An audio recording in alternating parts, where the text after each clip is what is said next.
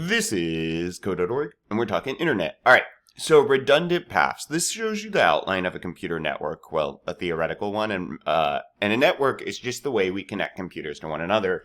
Sometimes it's done with physical cables, like an Ethernet cable, cable lines. It's literally cords that connect.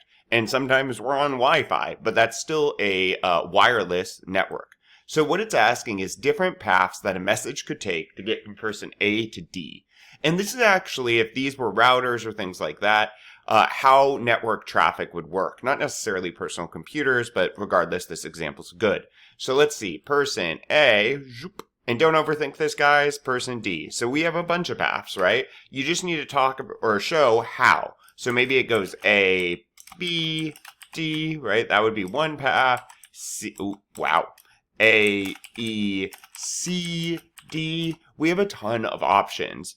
A, B, C, D. Wow, look, that this message could travel through. The point of this, though, is that when we send data over the internet, it does travel through different access points prior to arriving to its final destination. Right? Kind of like, I don't know, the post office or when you buy something offline. It doesn't just go straight to your house. It's going to go to a distribution center, then a packaging site, and then yada, yada, yada.